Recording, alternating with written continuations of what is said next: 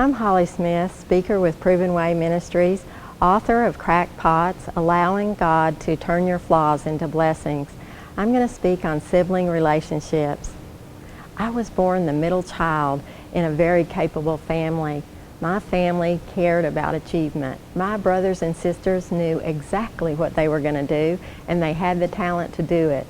But I was searching for my strengths and my identity, and I didn't have a compass or strength test then. I was a cheerleader and a good athlete, but just an average learner, and I wanted to be the most excellent in something. My fourth grade teacher gave me a hint. She said she thought I would be an author, but I didn't have the self-discipline to grind through the paragraphs and to hone my craft. And I got distracted off of my path, and I looked over at my sister's path.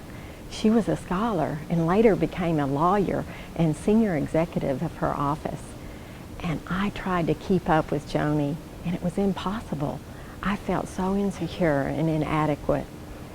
And the more I compared with her, the more I failed, and a competitive spirit grew between us. I became a reborn Christian and started going to Bible study fellowship. I felt like God was telling me to go resolve all your offenses, even those that weren't your fault. So I made a list and I did that, but I never considered that I needed to make amends with my sister because I loved my sister. But I didn't know then, you can't love someone completely when you're competing with them. Well, I married and we started going to counseling, and I had a dream that I just couldn't give up. And I went to the counselor and told him, my sister and I were giving a gift to our mother, and her gift was a beautiful, colorful vase, and mine was a cracked pot. And he said, those were the sides of yourselves, two sides of your mother. The perfect, colorful vase was your sister, who was capable and diligent, and you were the marred, flawed side. Well, I didn't like my mom relating to me as her weak side, but a few weeks later, I got invited to the big sister's benefit. When I walked into the room, there were all sorts of prizes to be drawn, but I saw this beautiful painting at the front of the auditorium, and my jaw dropped. It was the same cracked pot that was in my dream, and not only that, I won the painting. Well, God had my attention now, and I turned to the Bible about this mystery. I wanted to know, what was he trying to communicate to me? And I began a study on the clay and the potter, and on characters that compared themselves. And I found that I had not appreciated the gifts that God had given me. And I could really relate to Jacob and Esau because they were siblings wanting their parents' blessing.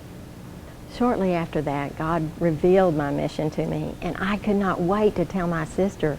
But it dawned on me that I needed to apologize to her for envying her and patterning myself after her most of my life.